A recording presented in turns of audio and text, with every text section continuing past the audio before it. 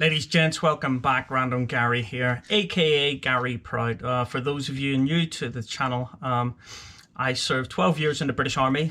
During my time within the British Army, I was part of a forward observation team, so I called in the artillery, attack helicopters. My teammates would call in fast jets, precision weapon systems, and we'd coordinate it on the battlefield. And during my time in service, I was awarded Britain's second highest award for gallantry, the Conspicuous Gallantry Cross. This channel started off by a couple of my friends turning around and saying it would be great to get your perspective on a few of these videos, do a few of these military reaction videos, because you've received the award, you know kind of the mindset of somebody here now in this moment. And whilst I think that my mindset is no different to everybody else's, the feedback has been that it's actually a little bit different. It's actually quite worth a watch. So today we're watching Michael Monsoor's video. I hope I'm saying Monsoor properly. I watch all of these videos as I receive them. I have not pre-watched them, so I have no idea what's coming up. This was recommended by Will C. And wait, I'm AFK. I'm away from keyboard for you non-gamer kind of people. So let's click play. Where's my little cursor? There it is. Let's click play and see where this video takes us. There's a picture of Mike Monsoor that circulated the news after he died. It shows Mike shrouded in a greenish yellow smoke, emerging from the chaos of combat. If you knew Mike, or if you know his story, that picture speaks for Mike. And this is what that picture says. Mikey was the prototypical Southern California kid, had a sense of style, fairly big kid, about 6'1", 210 pounds, but was just extremely quiet.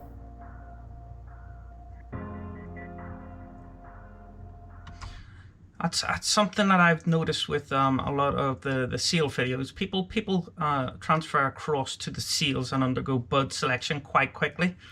And it makes me think that these people aren't joining the Navy, they're joining to join the Navy SEALs, which is superb. Fair play to them.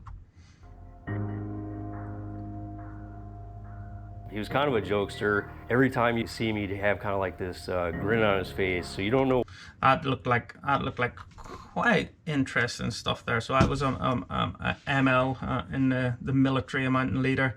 And yeah, that looks like very specific kit they've got on there. Quite impressive. That stuff always interests me more than the weapons. It's the clothing, the kind of setup of their rigs, how they're set up to operate. And yeah, that looks like serious stuff. If you know where that is, whereabouts in the world that is, please let me know. Sir, every time you see him, he'd have kind of like this grin on his face, so you don't know whether or not he was scheming on something, or if that was just his kind of, Southern California laid-back nature.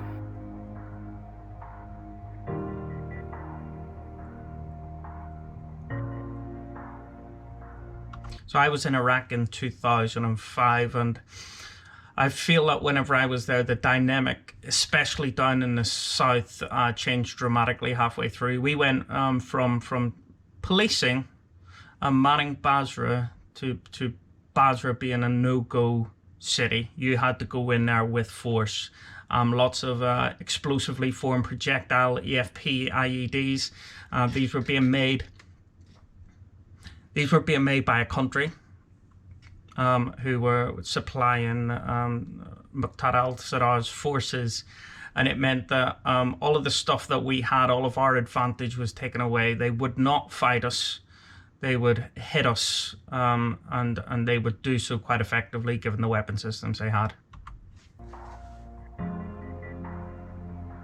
Mike Monsoor was a new guy in Task Unit Bruiser, and he was just a hard-charging guy. He was one of those guys with such a great attitude, always put out, always had a smile. He had this kind of crooked smile on his face all the time, and you could just count on him for stuff. Love those guys. They're just pure morale. When we first got word that we were going to be the task unit, TU Bruiser, we were going to deploy to Ramadi. We instantly knew, each and every one of us, that we were going to war, and this was finally our moment.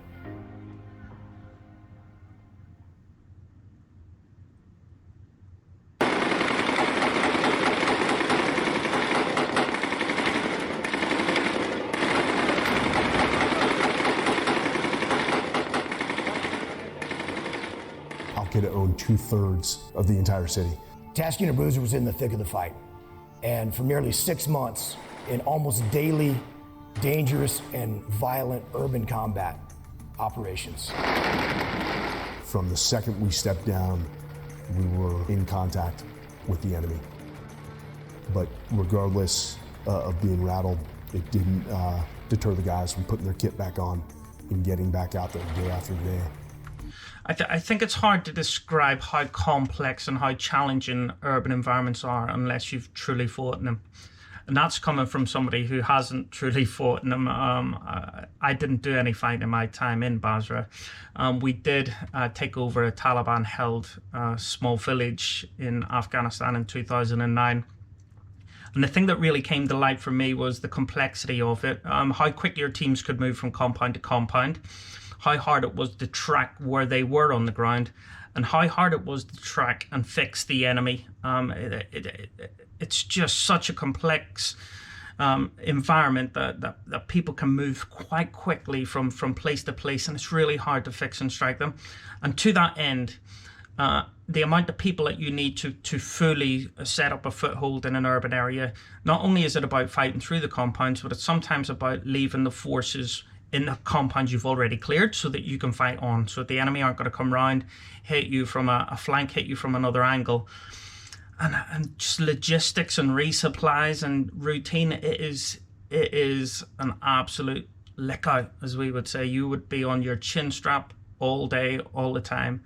The complex terrain that I worked in, it was so built up that none of the radio systems could communicate out of the location where we were at. So it ended up with me and the forward air controller from my team, Bobby. We ended up going in, taking over a compound. I say taking over, there were no civilians in the area, but clearing a compound, getting up on the rooftop. And we picked this because it was the highest rooftop in the area, and we relayed comms for 24 hours from the battle group, from the artillery, from all the different assets on the ground. And it was something that we were always told going through our fire support team kind of training, never pick the obvious building to set up your base. But we had no choice. We would not have had any communications out to the battle group had we not done it. And it was a real eye-opener to me. I got about an hour in, and I was just sitting there, and I had reams of paper and call signs and locations and how fast they were moving and enemy reports. And I was there like, I have no idea when this is going to finish. And I'm on my chin strap. I'm not even fighting. And it was a real eye-opener. It is immense.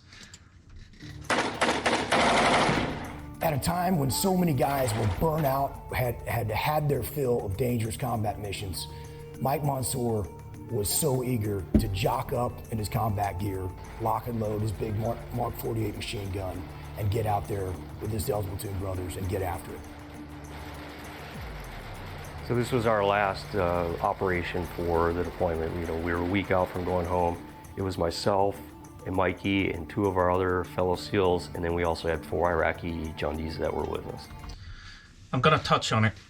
It's something you don't like to talk about in the military because you feel like you're tempting fate, but whenever you're down to those last couple of weeks, you always have it in the back of your mind of, it could be now. This could be it. Wouldn't it be so ironic for me to get through everything up to now and then for this bad thing to happen? And I think it can impact some people's commitment, how willing they are to do their job. And I think the soldiers I work with are absolutely incredible, and some of the most professional people I've worked with in my life, but they're human. And this is the human side of being in a fighting force. Humans have feelings, they have fears, they have emotions. And whilst in their head they may not be impacted by it being close to the end of the tour, it absolutely reflects itself sometimes in their behaviors. We were so close to going home that when we stepped off on that final mission on September 29th, 2006, we were proud of what we had accomplished. And it was a hard-fought battle, but we were seeing progress. At some point, we don't know exactly, how they got there, or where, how they were able to maneuver and sneak up on us, but a grenade did end up coming over the rooftop. And being behind Mikey, what I remember hearing was grenade, and the next thing I know was the explosion. this is what I was saying earlier. It's no reflection on them as soldiers. The ground, the area is just so complex, and the enemy have so much time to prepare it. These things happen, and you know what? When they happen, you just gotta piss with a dick. You gotta do what you can do in order to make things right.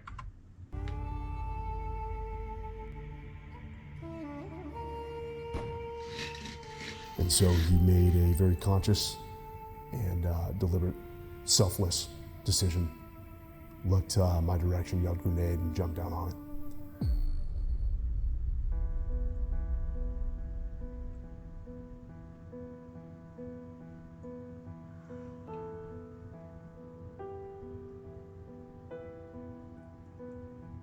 All I could say is that, I'm alive today because of what Mikey did. By him going down on that grenade, I now have a family, I have 3 kids, and I owe that all to Mikey. I would have loved to see Mikey become a father, because I know he would have been a great father and a great husband. He's the steel that we all strive to be when we're on active duty, going to war. And on behalf of a grateful nation, we will present Michael Monsoor's family with the Medal of Honor.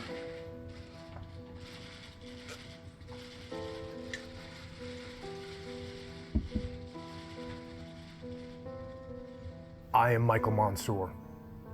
I love my country, my fellow SEALs, and the men fighting alongside us. We are fighting a determined enemy, but we are strong. Our strength is our brotherhood. Soldiers, sailors, airmen, and Marines fighting together. A brotherhood bound by sweat and blood and tears. Many of our brothers have fallen. But we fight on.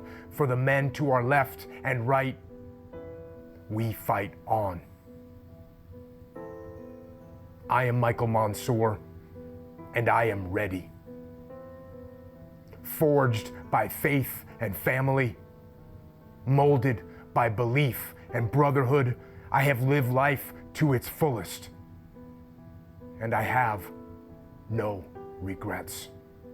We can't bring Mikey back, but we can live in his memory, in his image, and try to be the best human beings that we can be.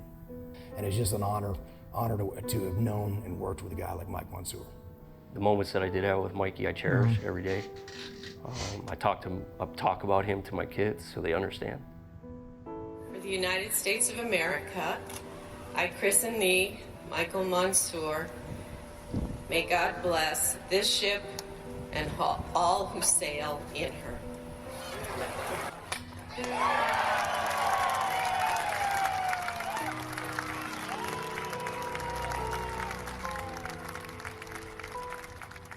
I think if Mikey saw the ship, it's cutting edge advanced technology, and I think, like say with Mikey in the platoon, he was always at the front, leading the way, and the way the ship is designed, it's going to be leading the way in the future. There is no way that a steel and iron ship can ever replace the flesh and blood that was Michael Monsoor. But it seems there can be no more fitting memorial to him than a warship. A warship that proudly bears his name. And in this ship and in its crew, Mike's spirit will live on. Through this ship, Michael Monsoor will still represent the very best our country has to offer. He will inspire the crew, just as he inspired his teammates. And just as Michael Monsoor did, the USS Michael Monsoor will go forward willingly into harm's way and will stand tall without hesitation or regrets and face down evil and malevolence, saying boldly to the world, I will defend. That is Michael Monsoor.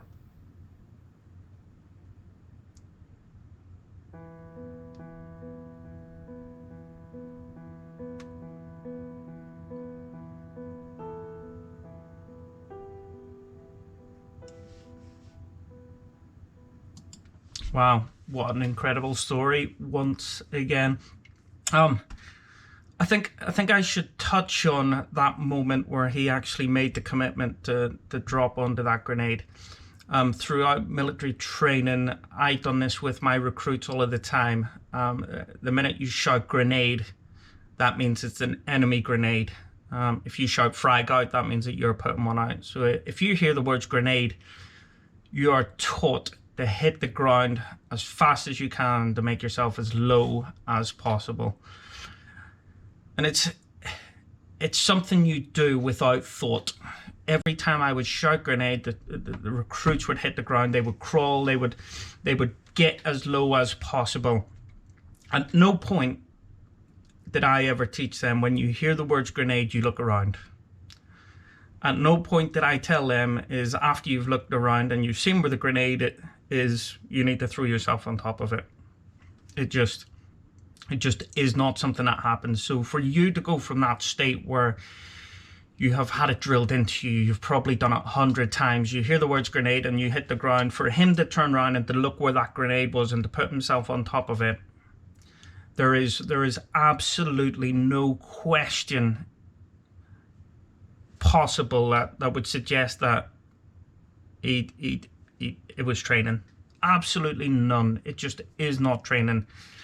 He resisted his training to put himself on top of that. Absolutely phenomenal. Reminds me a bit of a story of one of my acquaintances, Matt Croucher. He was awarded the George Cross for something similar. It's weird in the gallantry world because you never ask other people what they did to get their awards. This is just what I can remember from his story. Now, why was he awarded the George Cross and not the Victoria Cross? From what I can remember was he initiated a tripwire, a grenade, an improvised mine, and he threw himself on top of the grenade, and it tore through his rucksack, it tore through his body armor, and he lived to tell the tale. But he was awarded the George Cross and not the Victoria Cross because it was classed as not being in the face of the enemy. Not being in the face of the enemy. Throwing yourself on a grenade is not being in the face of the enemy. It's crazy, isn't it? But yeah, wow, what a phenomenal story. I sometimes wonder if we Brits made a video like this here, how it would go down, because it's not our kind of thing with the kind of motivational bit at the background. I enjoy watching it. I just couldn't imagine us doing it. So yeah, what's your view? What's your thoughts? Do you think we Brits could kind of get away with this here?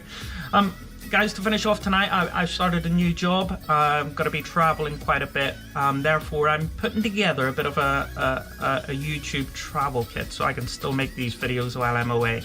I'm trying not to encroach on the quality because I think it's very important. As my channel ages, so does the quality along with it. So let me know your thoughts. What's more important? Do you want to see these videos with maybe a few of them coming from hotel rooms, or do you want them as they are? Best quality I can put out.